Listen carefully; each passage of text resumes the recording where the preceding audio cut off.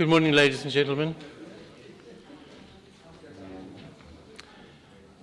The Consul-General has been delayed, but we're going to start the proceedings all the same. You can hear from my accent that I come from the southern subcontinent of Africa.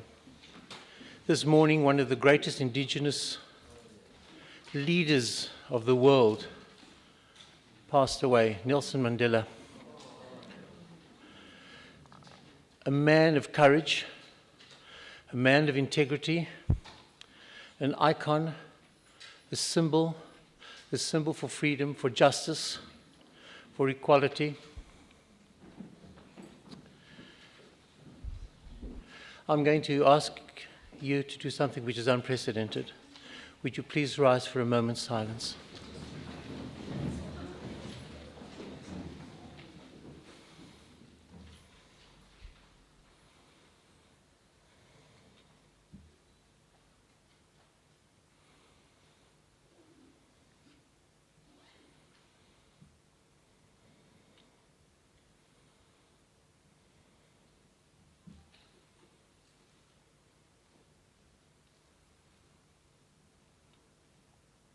I think today the world is in mourning. Thank you. Mrs. Pauline Rockman.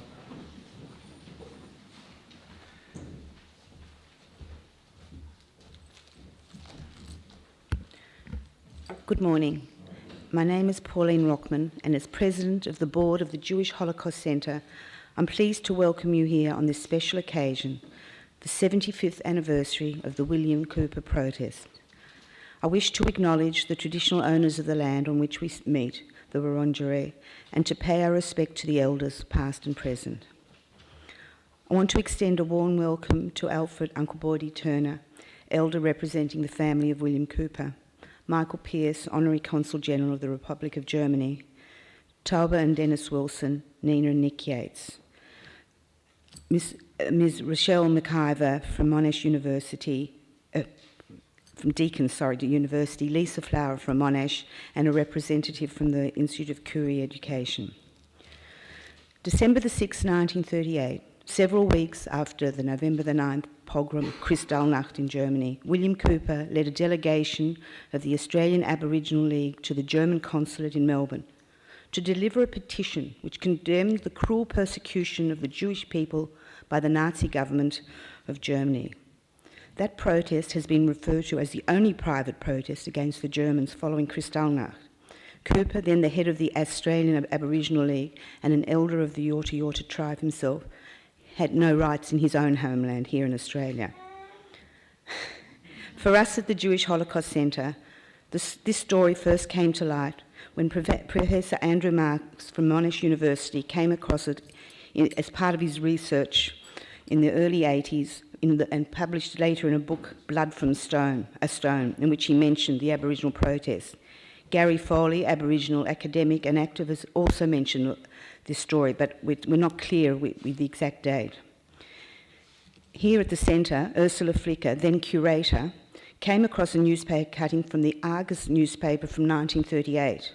She alerted other volunteers, including Stan Marks, who publicised it in a Centre News in August 2002. And as a board member, he took it to the board for discussion. At the time, I was a board member and recall that at the time we unanimously decided to create an event around this very important event, honouring William Cooper as part of our annual Kristallnacht commemoration.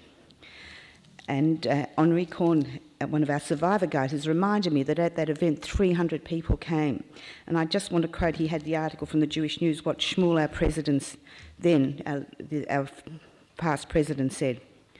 The world was silent, except here on this island continent of barely 7 million people. A group, an ancient people, took action. We salute them because we, as an ancient people, appreciate their action. A plaque was erected at that time to commemorate. When the centre upgraded our museum in 2009, a panel describing William Cooper's actions was included. For me, it has a pride of place and is a special place that I bring every visitor to the centre to see. On this day in 2012, a reenactment of the protest took place with a different ending. This time the resolution was accepted by Michael Pearce, then as the German consul.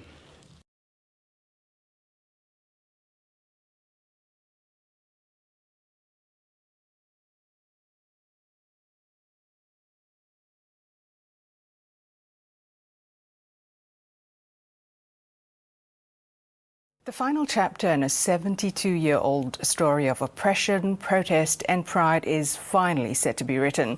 It involves formal recognition of an Aboriginal elder who led a march against Nazi attacks in the 1930s. William Cooper was one of the few voices to formally rebuke what became known as Kristallnacht, and his stand is about to be recognised. William Cooper was a fierce advocate for indigenous rights, establishing the Australian Aborigines League and campaigning relentlessly for land rights, citizenship and parliamentary representation for his people. But that focus changed when he learned of Kristallnacht, or the Night of the Broken Glass. More than 100 Jews were killed, their homes destroyed and synagogues burned in Europe. William Cooper led a delegation to the steps of the German Consulate in Melbourne, condemning the atrocities. He just knew he had to do something. The whole world was silent. He's the only man. He's an Aboriginal man with no rights, but he just said, no, it's wrong, and I'm going to do something about it. Cemetery visits are rarely pleasant. For Alfred Turner and Kevin Russell, there are tears and tales, but this experience is uplifting. It's always good to come back again. It is good. The Cumragunja Cemetery on the New South Wales-Victorian border is a sacred place for the proud Yorta Yorta people.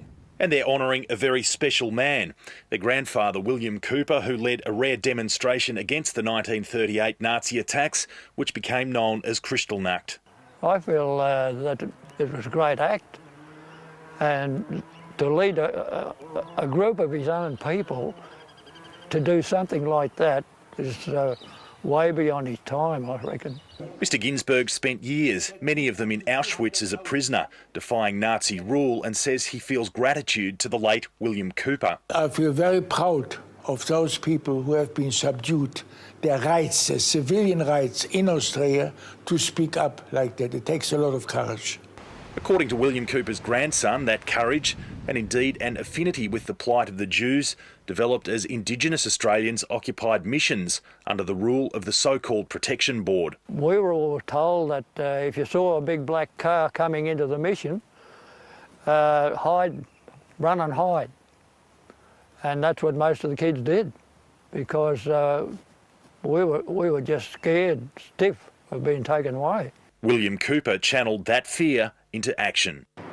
When he arrived at the German Consulate here in the heart of Melbourne in 1938, he delivered a petition condemning the Nazis' actions.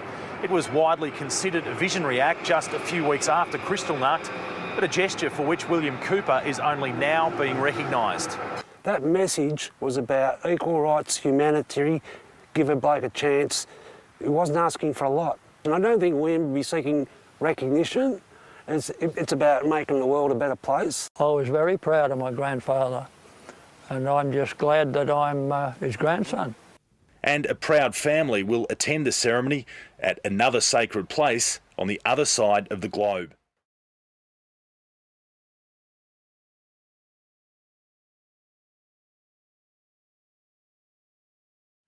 Consul-General of the Federal Republic of Germany, Mr. Michael Pearce, to address us.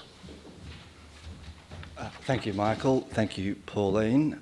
Uncle Boydie, it's good to see you here again. It's good to see members of the Wilson family here with us as well. I'd also like to pay my respects to the traditional owners of the land and pay my respects to their elders past and present. Let me begin with some apologies first for being late. I am sorry about that, but I was unavoidably detained. Secondly, let me just explain, many of you will recall that 12 months ago when I accepted the petition from Uncle Boydie that my predecessor in 1938 had refused to receive from Uncle Boydie's grandfather, William Cooper, I said I would pass it on to the German Foreign Office and do everything I could to ensure that there would be a speedy response to the petition. I have passed it on to the Foreign Office, but I have not done everything to ensure a speedy response, and there has not yet been a response. But the reason for that is this, that shortly after the events of 12 months ago, it was mooted that Uncle Boydie would make a trip to Europe and possibly go to Berlin and receive personally the response from the Foreign Office. As I understand it, that possibility is still on the cards, and so I've held back from pursuing the Foreign Office in Berlin for a response because of the symbolic importance, I think, of Uncle Boydie receiving that response personally. Things have developed a little bit since then because it's most likely that there'll be a very high-level delegation from Germany coming to Australia in November next year for the G20 summit in Brisbane. And there is then the possibility of Uncle Boydie then receiving the response personally from a member of that delegation. I can't make any promises, I'm sure you understand, that any of these things will happen, but while the possibility of these things exists, I'm not pressing my colleagues in Berlin for the response that I promised 12 months ago, so I hope you can understand that. Secondly, the thing I wanted to say today to you about my recollections and memories of the events of 12 months ago, when finally this act that had been begun by William Cooper in 1938 was completed, is this, that these events, of course, are very important to members of the Aboriginal community, important to members of the Jewish community, and I can assure you too they're very important to members of the German community here. But what really struck me more than anything about the events of 12 months ago was the impact that it had on other members of the Australian community. The way that they understood the seriousness and the importance of what had happened in 1938. An example of that is that we were very lucky to get as those of you who attended on that occasion know, we were outside 419 Collins Street, which was then the site of the German Consulate, and that's where William Cooper went in 1938 to seek to hand over the resolution. Immediately next door is some of you might know, a very opulent nightclub called the Silk Road, which was owned and managed by a Greek Australian who, as it happens, has been a client of mine. When I told him what was going on, he immediately made those premises available to us free of cost, so we could hold the event for the launch of Barbara Miller's book afterwards. I also recall other people, I might describe them as plain vanilla Australians like me, who were really struck by the importance and the significance of these events, and who would say things like, righting a past wrong, it's time to put this thing right. And that's the really strong memory that I have of these events of 12 months ago. And the reason for that is not hard to understand, because although these events, of course, are important to members of the Jewish community and the Aboriginal community and the German community, the story of William Cooper is a story of universal application and of universal truths and importance. And it's a great story. It's a story that is becoming better known, but is still not well enough known. And it's a story that we must all strive to take to the wider community. And I commend Uncle Boydie for doing that. I commend Abe Schwartz and the other members of the group who are working on this for their efforts in taking this story further, and to the Jewish Holocaust Museum, people here who I know are very involved in that. I commend all of you for coming here today, and thank you for commemorating this occasion. Thank you. Michael, thank you very much. Not only a pleasure, but a privilege to invite Uncle Boydie, Mr. Alfred Turner. I think that's your given name, but Uncle Boydie, you know universally. It's a pleasure to invite you to address us. Please, sir.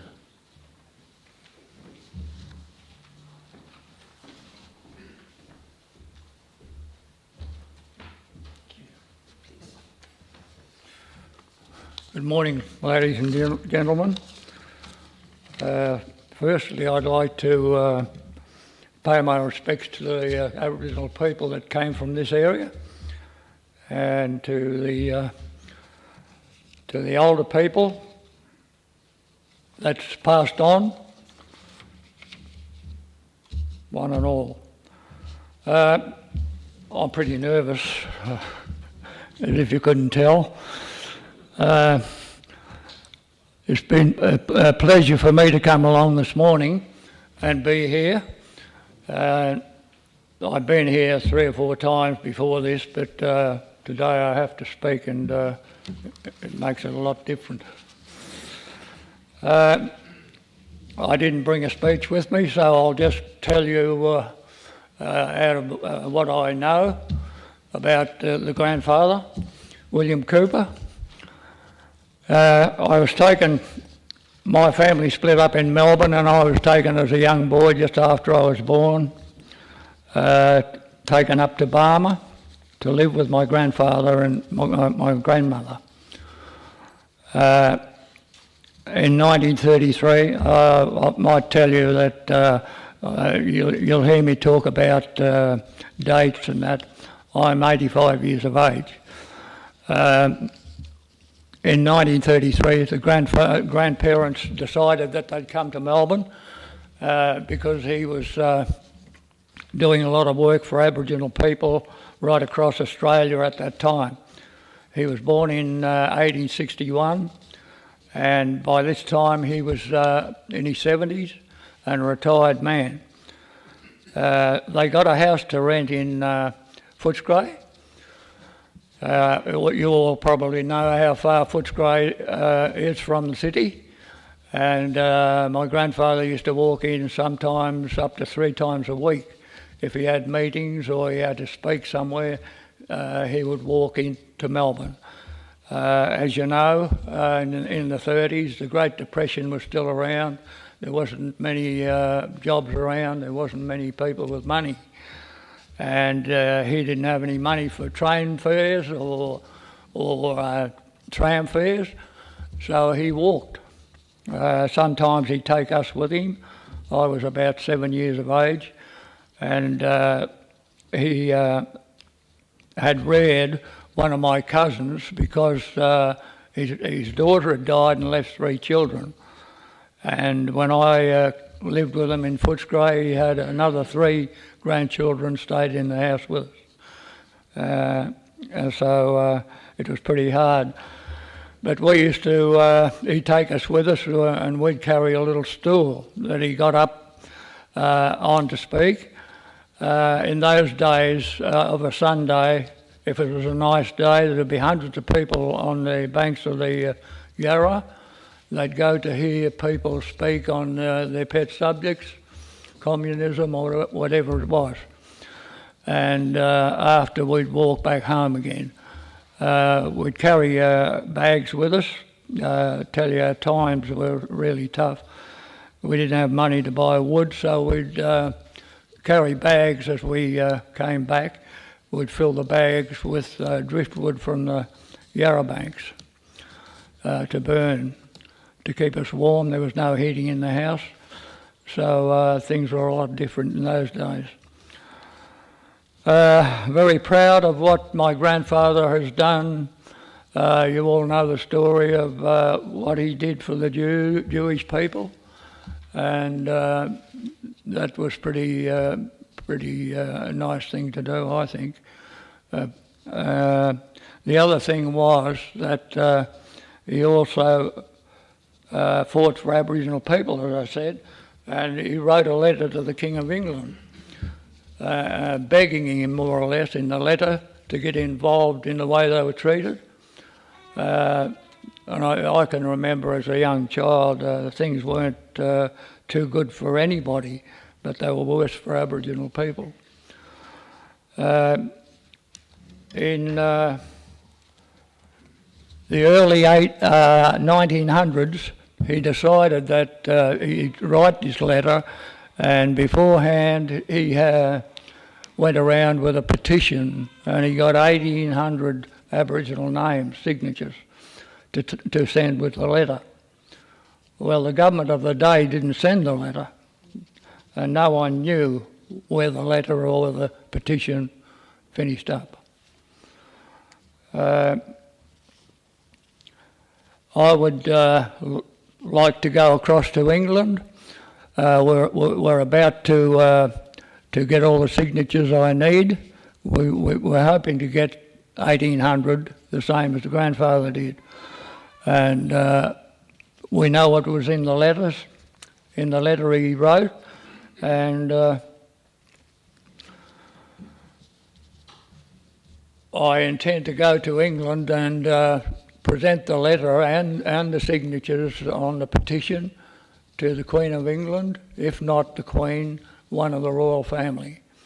So as that finishes my grandfather's work, and I consider myself, I put myself up there to do it. None of the other family members stood up, so I'll go across there and try to do that. I'd like Abe to come up and thank some of the people that have been very kind to my grandfather's name. And Abe knows a little bit about that, so I'll get my friend to come forward and do that for me. Thank you.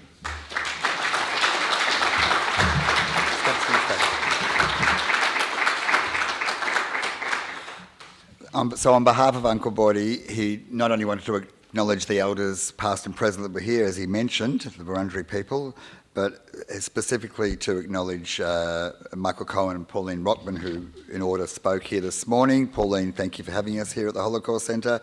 The work of the people of the Holocaust Centre who prepared the video, Robbie and everybody else. Michael Pearce, the Honorary Consul-General of the Federal Republic of Germany, and the families that we're about to hear from had a pleasure of meeting just a few minutes ago, Tauba and Denis Wilson, and Nick Yates and Nina Yates, and we'll be hearing about that in a moment. And Uncle Boydie wanted to very much thank everybody who's come here today to honour his grandfather. And in terms of the petition that he just referred to, when we break from this morning's proceedings, those who I believe the Holocaust Centre are inviting people to have a light refreshment downstairs. But during that time, there'll be two things that you're invited to do to support Uncle Boydie as part of his mission that he's just discussed. One is we've started reprinting the petition forms of the very document that his grandfather spent about 3 or 4 years from 1934 to 1937, walking around many, many Indigenous communities throughout almost every state and territory of Australia, collecting autographs of elders and others who wanted to ask then the King of England to invoke some authority into the Australian Parliament to bring about improved conditions for Aboriginal people. And the Prime Minister of the day promised it would happen, and like the German consul effort, it didn't unfortunately get past William Cooper's efforts to where it needed to. So Uncle Boydie, as you heard from Michael Pearce last year, completed one of those two unfinished businesses, and that was he gave to Michael Pearce the document referring to the minutes of the meeting, the Aborigines League protesting the way the Nazis were treating the Jews after and because of Kristallnacht.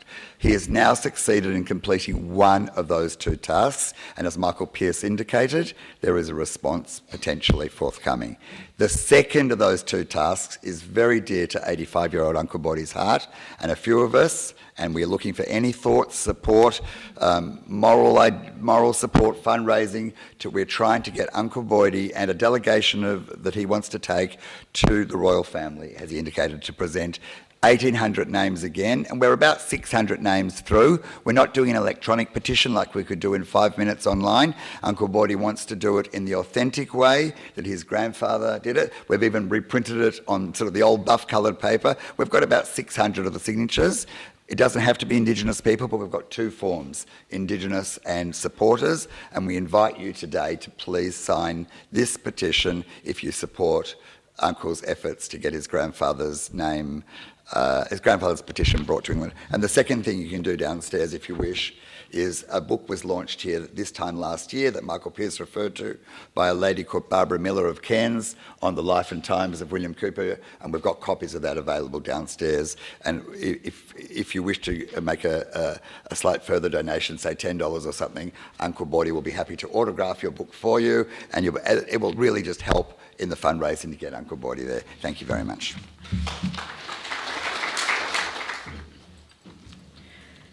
We at the Jewish Holocaust Centre are very proud to partner with the Wilson and Yates family and Monash and Deakin Universities, and to launch today the JHC Wilson Family Scholarship in memory of William Cooper.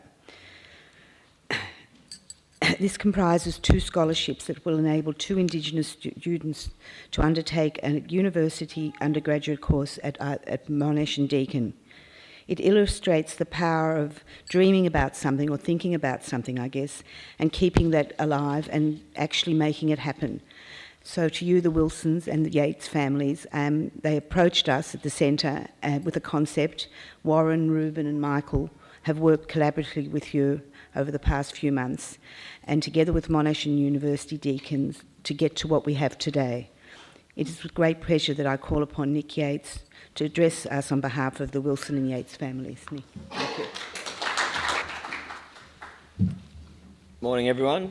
I'd like to respectfully acknowledge the traditional custodians of the land in which we meet today, the Wurundjeri people of the Kulin Nations, and also pay my respect to elders past and present.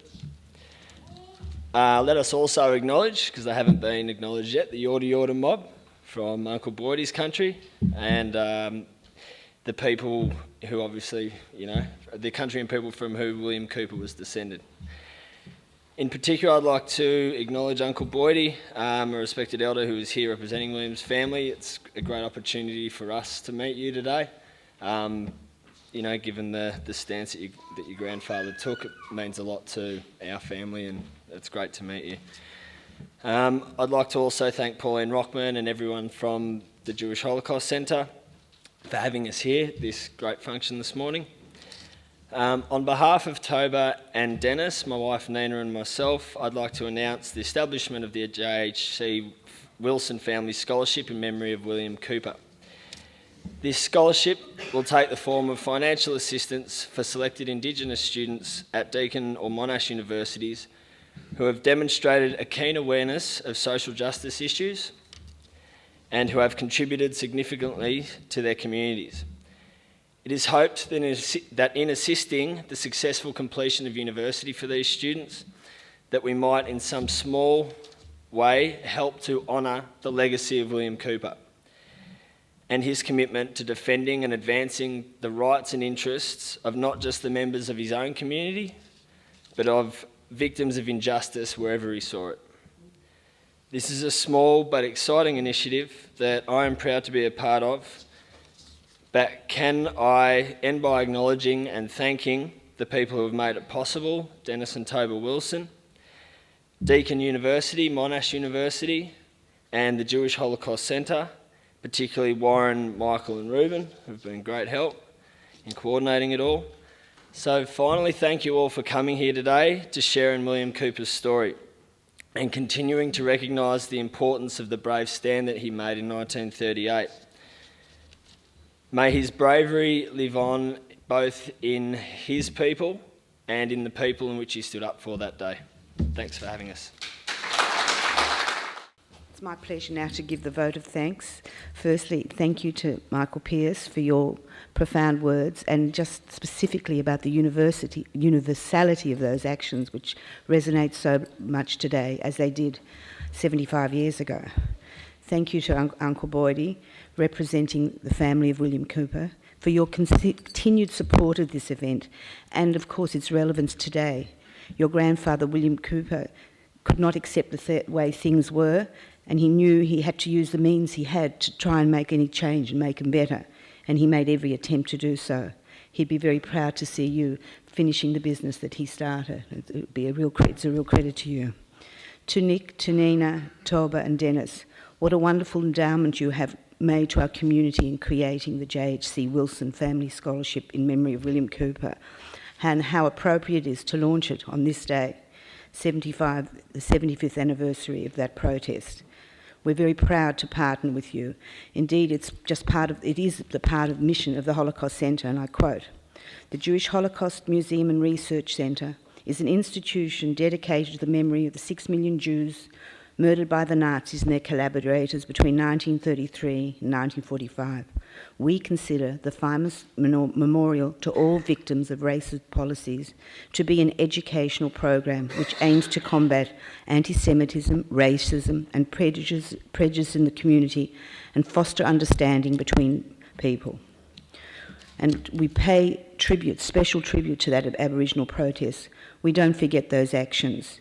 William Cooper was a man with the courage to confront Nazism and also to confront head-on the deep discrimination he faced in his own country. It's our fervent hope that these scholarships will be utilised to perpetuate not only his memory, but also his conviction in today and future Australia. William Cooper's story, his clear words, his conviction and his courage resound down the decades. It speaks to governments, it speaks to white Australians, to black Australians, he speaks to us all. Elie Wiesel said, "The Holocaust taught us that killing isn't done just with guns and weapons." William Cooper waved the flag of humanity. He challenged racism and chose to deliver that message. We have much to learn from him. Thank you.